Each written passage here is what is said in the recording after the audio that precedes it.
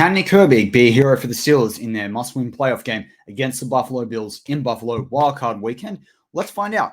I'm Matty P with another episode of Steelers Touchdown Under. We are talking all things Nick Herbig. We're saving this video till right before the game, so because the game was delayed, it's come out an extra day. But you all have been really enjoying our videos, so if that's the case, every time you like a video, hit that like button. If you're not a sub to our channel, hit that sub button as well, and you get all the notifications. You know when we're going live. All those good things. So, wanted to talk about Nick Herbig. Obviously, we know TJ Watt's out with a knee injury. We've known that pretty much since the end of the Ravens game. Who fills in for him? It's Nick Herbig and Markus Golden. Now, Markus Golden is interesting. I went in and had a look at his stats. He's got 4 sacks on the season so far. 3 of those are when he plays 19 snaps or more in a game defensively. 19 defensive snaps or more. He's had one with 19. It was week 2. One when he played 19 snaps. The other one he played 20 snaps. And then most recently when he played 21 snaps against the Baltimore Ravens.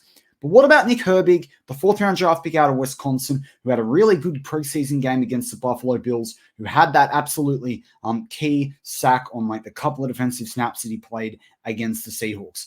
How does he play? Because if Markus Golden needs 20 to 30 snaps out of minimum sort of 40, 50 snaps they play on defense, depending on how long defense is on the field, how do they both get into a rhythm? We know Markus Golden needs that 20, but what about Nick Herbig? That's what I wanted to delve into, and what does his potential impact mean for the Steelers in this week's game? So, as I said with Nick Herbig, he literally played 2 defensive snaps against the Seahawks, got that sack, got that forced fumble, got that fumble recovery. Sorry, he didn't get the fumble recovery, but he forced the fumble. And it was absolutely huge because for the Steelers, it was basically the game-winning play. It got them the ball back. They were able to score some points. Perfect, right?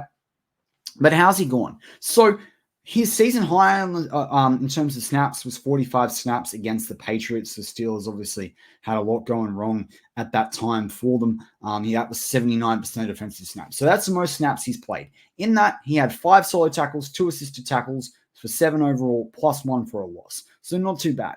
But as I say, when his other 2 sacks outside of the Seahawks game, because he's only got 3 on the season, came when he played 12 snaps, and also when he played 3 snaps against Cincinnati. So Nick Herbig can get away with less snaps and be really productive. He was still productive against the Patriots. He just didn't get that sack versus Markus Golden, who needs 20 or 40 snaps. So for me, that's really exciting in terms of how Herbig can be a hero for the Steelers because he doesn't have to do all the work. It's not like before where the Steelers had that one guy as the backup, whether that was like a Malik Reed, whether that's times like we had Cassius Marsh and Anthony Chickalo, and these sorts of things. Well, Highsmith, who's backing up Dupree, but he was young.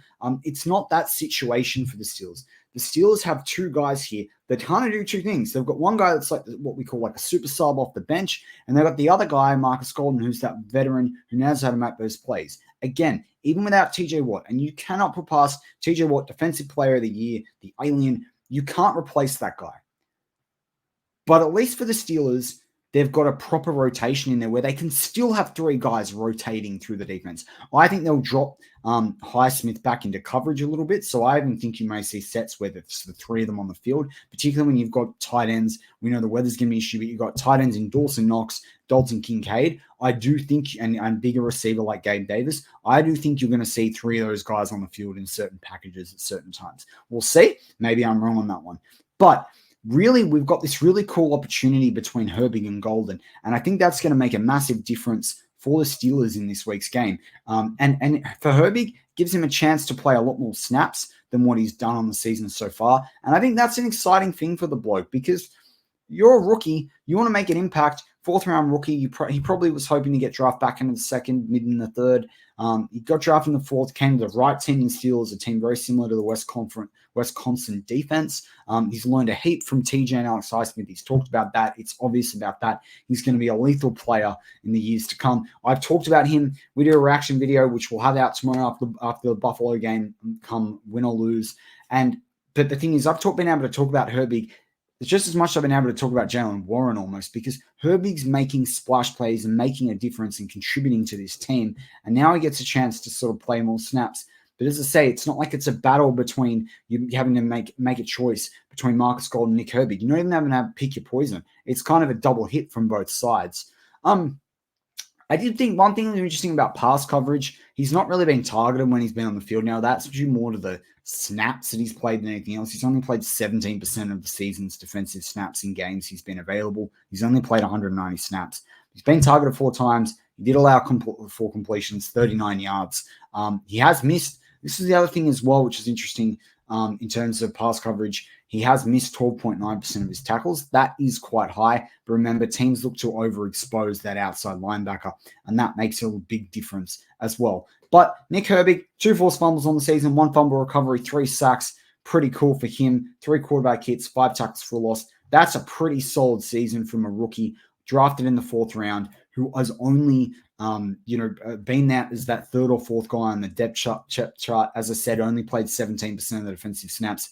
So I think Herbig can be a hero in this game, just as he's been in other games. How about you, though? Let me know in the comments. I'm keen to hear what you think. And how do you think Herbig, also, let me know, how do you think Herbig's gone on the season so far? Been impressed out of him? Has he achieved over what you expected, under what you expected? I had him at 5 sacks if he could play 35 to 40% of the snaps. He's finished with 3, say 5 QB hits. 5 tackles for a loss, 3 QB hits. So he's done pretty well. He's almost got to the number that I expected of him in half the percentage of snaps. He's a splash player. But you let me know. What are your thoughts in the comments? And as always, go Steelers.